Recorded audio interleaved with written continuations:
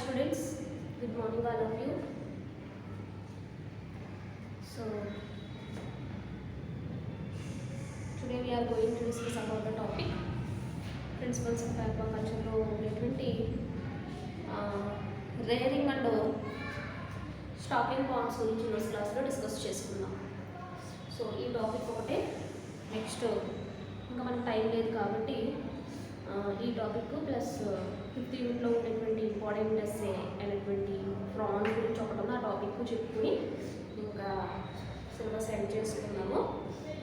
ఇంపార్టెంట్వి మాత్రమే నేను డిస్కస్ చేస్తున్నాను.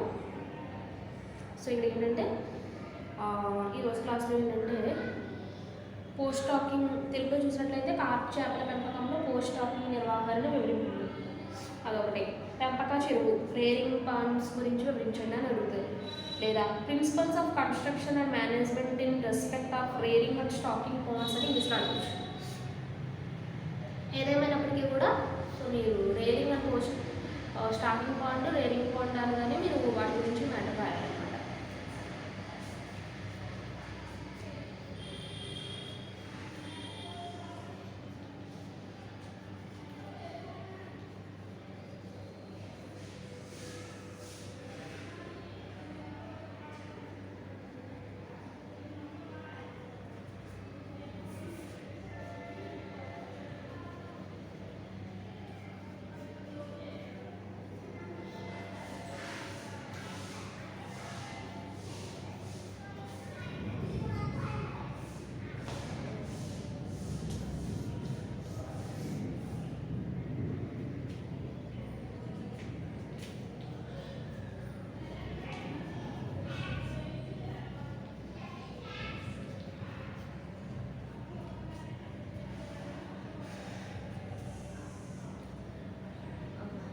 Okay, student.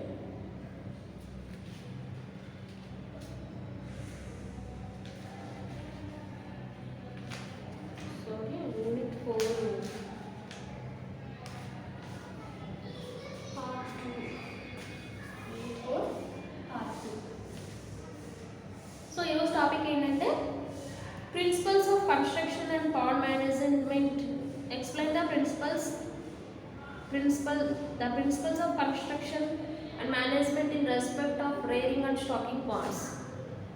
Explain the principles of constructions and management in respect of rearing and stocking ponds. So చూద్దాం.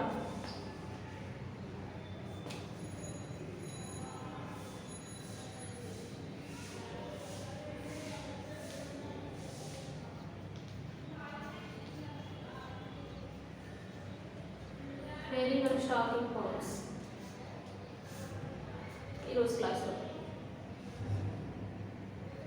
So మీరు ఇక్కడ తెలుగులో అయితే కార్ప్ చేపల పెంపకంలో పోస్ట్ స్టాకింగ్ నిర్వహణ వివరింపు, రేరింగ్ పాండ్స్ల గురించి వివరింపు అని అడుగుతారనమాట. రేరింగ్ పాండ్స్ గురించి వివరించండి అని అడుగుతారనమాట. చూద్దాం ఏంటి అన్నది. Structure and constructions of the fish pond depends upon type of fish selected. మనం ఏదైనా ఒక పాండ్ని కల్చర్ చేయాలి అనుకుంటున్నాం, అది రేరింగ్ పాండ్ అవ్వచ్చు, స్టాకింగ్ పాండ్ అవ్వచ్చు, హ్యాచరీస్ అవ్వచ్చు, ఏదేమైనప్పటికీ కూడా మనం ఫిష్ని సెలెక్ట్ చేసుకుంటున్నాం కదా, దానిపై నెక్స్ట్ మనం దాని యొక్క లైఫ్ సైకిల్, ఫిష్ యొక్క లైఫ్ సైకిల్ని సెలెక్ట్ చేసుకునే దానిపై నెక్స్ట్ ఏంటంటే దాని యొక్క గ్రోత్, ఫిష్ యొక్క ఫ్రై అండ్ ఫింగర్లింగ్ స్టేజెస్ ఉంటాయి కదా, వాటి యొక్క గ్రోత్ దానిపై అనేది డిపెండ్ అయి ఉంటుంది అనమాట. ఫింగర్లింగ్ స్టేజెస్ దానిపై అనేటువంటిది డిపెండ్ అయి ఉంటుంది అనమాట. సో డిపెండ్ అయి ఉంటుంది అనమాట. సో రేరింగ్ పాండ్స్ కనుక మీరు అబ్జర్వ్ చేసినట్లయితే first of all rearing pond గురించి చూద్దాము.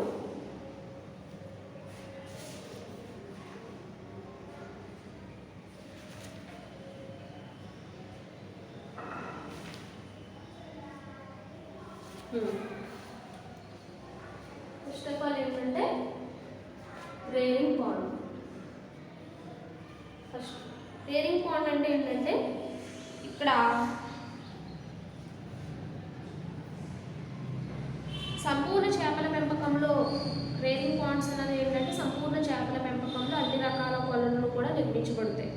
చేపల పరిశ్రమ స్థాపనకై నిర్ణయించిన స్థలంలో 23% భూమి అనేటువంటిది 23% భూమిని ఏంటంటే 60% చేపలను పెంచడానికి, 23% భూమిని ఏంటంటే చేపలను పెంచడానికి, 60% భూమిని ఏం చేస్తామంటే 3 years అంటే ఫ్రై అండ్ ఫింగర్లింగ్ స్టేజ్లో ఉండేటువంటి ఫిషెస్ని కల్చర్ చేయడానికి యూజ్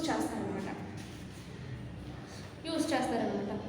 సో ప్రిపరేషన్, ఈ చెరువుల్ని 90x30x4 మెజర్మెంట్స్తో వాటిని కన్స్ట్రక్షన్ చేసుకోవాలి. వీటి ఆధారంలో ఏంటంటే నేల మట్టం అనేటువంటిది ఏటవాలుగా ఉండేటట్టుగా చూసుకుంటూ ఉండాలి, అంటే వల వేయడానికి అనుకూలంగా ఉండేటట్టుగా చూసుకోవాలి. 20 to 25 మీటర్ పొడవు ఉండేటువంటి ఫ్రై దశలను అందులో మనం ఇంట్రడ్యూస్ చేసుకోవాలి. అతి తక్కువ వ్యవధిలో అత్యధిక ఉత్పాదకత పొందడానికి నిర్వహణ అనేటువంటిది మనకు ఉపయోగపడుతూ ఉంటుందన్నమాట. సో మనం చేసేటప్పుడు ఏంటంటే కొన్ని మేనేజ్మెంట్ ప్రిన్సిపల్స్ని యూజ్ చేసినట్లయితే మనకి ఈల్డ్ అనేది బాగా వస్తుంది. సో ఏంటంటే periodical removal of weed plants, కలుపు మొక్కలు ఏవైతే ఉంటాయో వాటిని తీసేసుకోవాలి.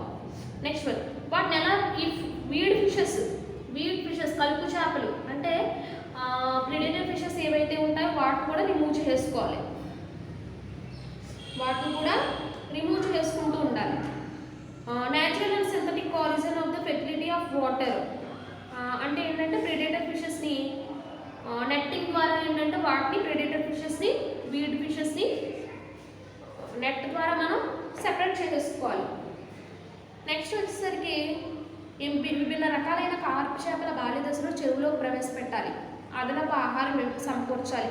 పెరిగిన చేపలను వాటి పెరుగుదల చెరువులోకి చేర్చాలి. అంటే ఫస్ట్ ఏంటంటే ఫ్రై అండ్ ఫింగర్ చిల్లింగ్ స్టేజ్లో ఉండేటువంటి ఫిషెస్ను ఒక చెరువులో వేస్తారు. వాటిని తీసుకెళ్ళి సర్టెన్ సైజ్ వచ్చిన తర్వాత మళ్ళీ ఇంకొక చెరువులో వేస్తారనమాట. పెరిగిన చేపలను బట్టి పెరుగుదలను యాజమాన్య పద్ధతులను నర్సరీ కోళ్ళలో ఉపయోగించిన విధంగానే అమలుపరచాలి. సో ఎరువులను ఏం చేస్తారంటే గోను సంచులు ఏవైతే ఉంటాయో వాటిలో వేసి ఈ ఫెర్టిలైజర్స్ని నీటిలో మనం డిప్ చేస్తూ ఉండడం వల్ల ఏంటంటే అదంతా కూడా చెరువు అంతా కూడా అది స్ప్రెడ్ అవ్వడం జరుగుతుంది. అయితే ఇక్కడ లక్ష్మణ్ అనేటువంటి బృందం వాళ్ళు ఏం చేశారంటే పరిశోధనల ప్రకారం వాళ్ళు చేసినటువంటి రీసెర్చెస్ ప్రకారం ఏంటంటే ఆవు పేడను 10 days వరకు కలిపి ఆర్గానిక్ ఇన్ఆర్గానిక్ ఫెర్టిలైజర్స్ కూడా పాండ్స్లో కల్చర్ చేస్తారనమాట. అంటే calcium, ammonium sulphate, super phosphate, calcium ammonium nitrate మిశ్రమాన్ని 600 kg హ్యాకర్స్ చెప్పును వినియోగించుకోవాలి. ఇటు చెరువులో ఏంటంటే 3:4:1:1 నిష్పత్తిలో 62,500 హెక్టార్ ప్రవేశపెట్టబడిన కట్ల, రోహు, మృగాల మరియు కార్ప్ ఫిషెస్ ఏవైతే ఉంటాయో వాటికి కృత్రిమ ఆహారంతో పాటు 85 to 86% వరకు కూడా మనం చూసుకుంటూ ఉండాలన్నమాట. CRFI central inland fisheries research institute వాళ్ళు ఏం చేశారంటే జరిపిన పరిశోధనలో 4:3:3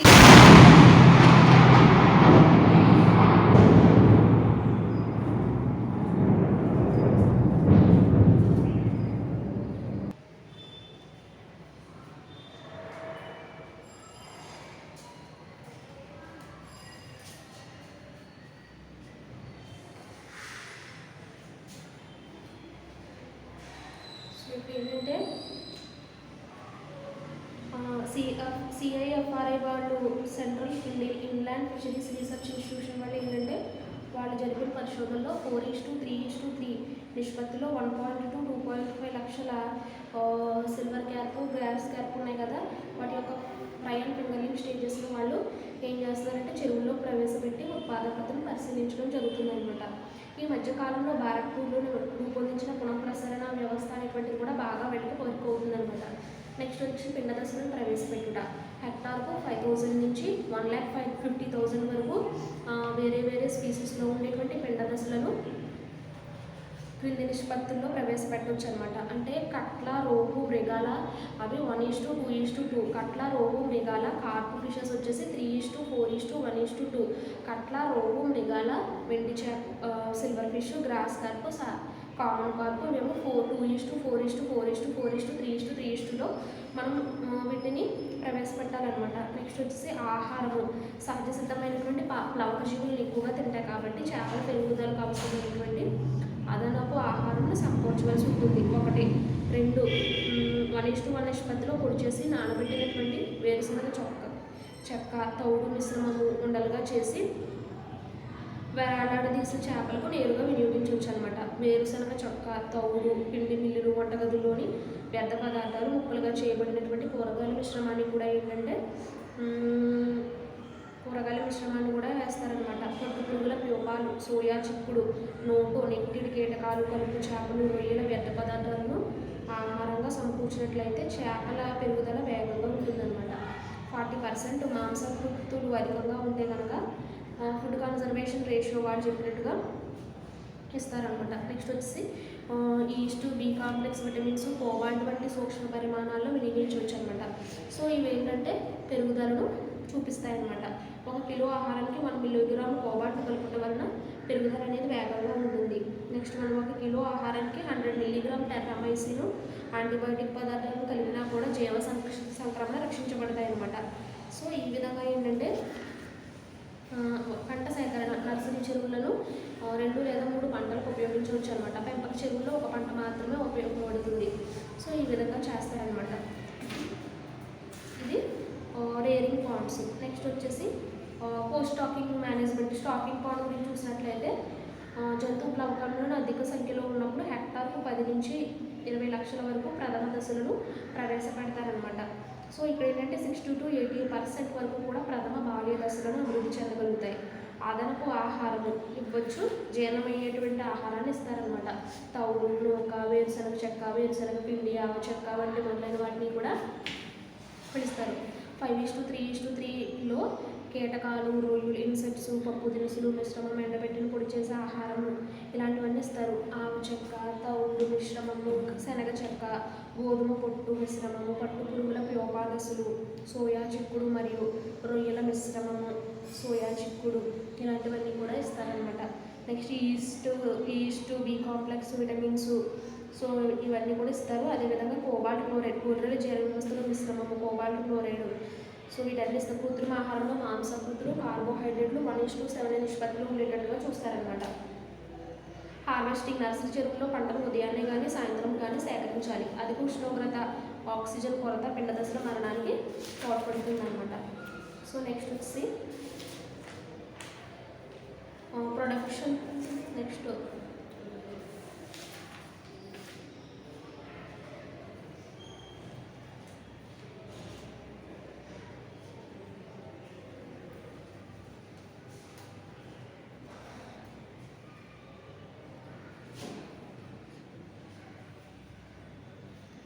సో ఇదేంటి ఇక్కడితో మనకి stocking, post stocking, rearing ponds అయిపోయాయి. సో నెక్స్ట్ ఇందులోనే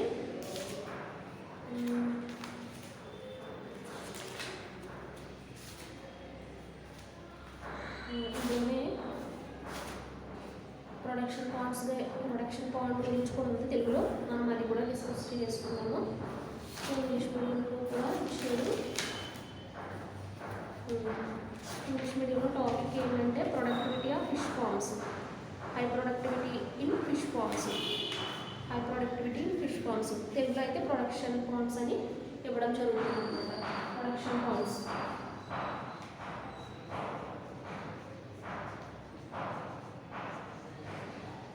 తెలుగులో అయితే ప్రొడక్షన్ ఫార్మ్, అదే ఇంగ్లీష్లో చూసినట్లయితే ఏమంటారంటే high productivity in fish form.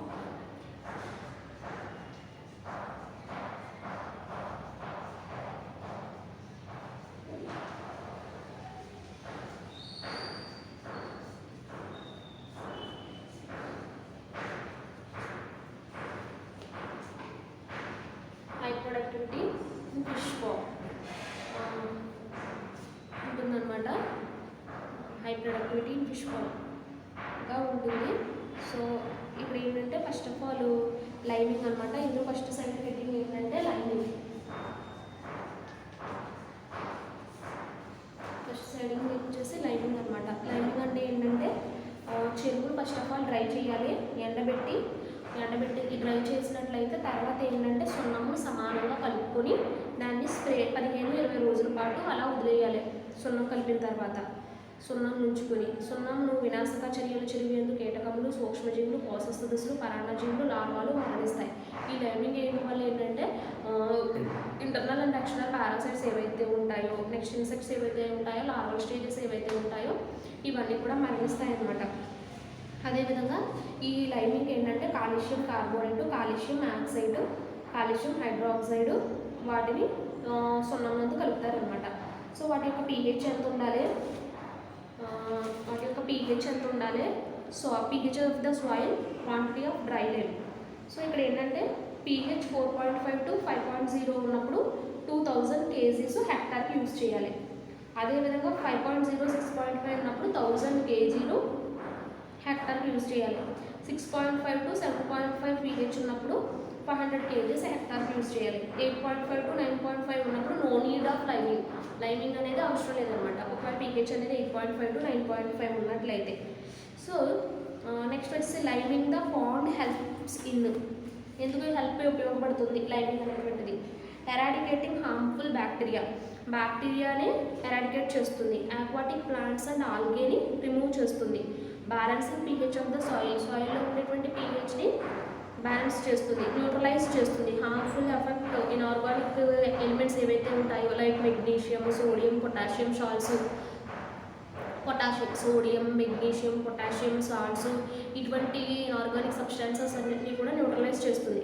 Destroying the cellulose which forms about for బ్యాక్టీరియాని కూడా ఇవి డిస్ట్రాయ్ చేస్తుంది. Converting organic materials to nutrients, organic మెటీరియల్స్ని ఎలా కన్వర్ట్ చేస్తుంది అంటే న్యూట్రియంట్స్ కింద కన్వర్ట్ చేస్తుంది. Changing ammonium compounds to nitrates and nitrates, అమోనియాని ఎలా చేస్తుంది అంటే నైట్రేట్స్ కింద కన్వర్ట్ చేస్తుంది. సో ఈ విధంగా చేసినట్లయితే ఈ న్యూట్రియంట్స్ అనేవి బాగా ఉండి ప్రొడక్షన్ మనకి ఎక్కువగా వస్తుంది అనమాట. నెక్స్ట్ వచ్చేసి continuous use of pond may deplete necessary nutrients from the pond bottom. Next organic fertilisers used in fish ponds. So ఇక్కడ ఏంటంటే చెరువులందరూ నీటిని ఫలవంతంగా మార్చాలి అంటే కనుక మార్చినట్లయితే అధిక ఉత్పాదకత అనేది వస్తుందన్నమాట. సో దానికి ఏంటంటే మనం compost, horse dung, mixer of soybean, husk mustard cake, next sewage, diluted water. So industrial water కానీ డైల్యూటెడ్ సీవేజ్ వాటర్ కానీ ఇవన్నీ మిక్స్ అవ్వకుండా మనం ఆర్గానిక్ ఫెర్టిలైజర్స్ని యూజ్ చేసి పాండ్లో మనం మిక్స్ చేసినట్లయితే ఈల్డ్ అనేది బాగా వస్తుంది అనమాట. నెక్స్ట్ వచ్చేసి కృత్రిమ ఆహారం ఎలా ఇస్తారు అంటే తవుడు, ఆవు చెక్క, వేరుశనగ చెక్క, వంటగది వ్యర్థ పదార్థాలు, సో ఇలాంటివన్నీ కూడా కృత్రిమ ఆహారంగా ఇస్తారనమాట. సేంద్రియ ఎరువులు, చేపల నుంచి సేకరించబడిన గువాను, పశువులు పేడ, సో నుంచి ఏర్పరిచిన కంపోస్టులు, సజల మూడు సిద్ధపరిచిన పారిశ్రామిక వ్యర్థ పదార్థాలు, సో కంపోస్ట్, సోయా చిక్కుడు ఇవన్నీ కూడా యూజ్ చేస్తారు. అకర్బన లేదా ఇన్ఆర్గానిక్ లేదా ఫెర్టిలైజర్స్, నేలలోని ఫాస్ఫరస్, నత్రజని పరిమాణాన్ని బట్టి మూలక ఎరువుల మోతాదును నిర్ణయించుకోవాలి. ఫాస్ఫరస్ ఎరువులు అంటే స్టాగ్, సూపర్ ఫాస్ఫేట్ గ్రాన్యూల్స్ రూపంలో ఇస్తారు. నత్రజని ఎరువులు అనమాట. నత్రజని ఫాస్ఫరస్ 1:4 నిష్పత్తిలో ఇవ్వడం జరుగుతుంది అనమాట. Ammonium nitrate, chilli salt filter, ammonium sulphate, ammonium carbon ఇటువంటివి ఇస్తారనమాట. సూక్ష్మ పోషక పదార్థాలు, ప్లవక జీవుల అభివృద్ధికి సూక్ష్మ పదార్థాలు తక్కువ పరిమాణంలో అవసరమవుతాయి అనమాట. సో ఈ విధంగా చేసినట్లయితే మనకి గ్రోత్ అనేది ఎక్కువగా ఉంటుంది. మనం ఈ విధంగా చేసినట్లయితే డెఫినెట్గా ఏంటంటే మనకి ఈల్డ్ అనేది బాగా రావడం జరుగుతుంది. సో ఈ రోజు క్లాస్లో ఏంటంటే next stocking and rearing, next production point గురించి రోజు క్లాస్లో డిస్కస్ చేసుకున్నాము.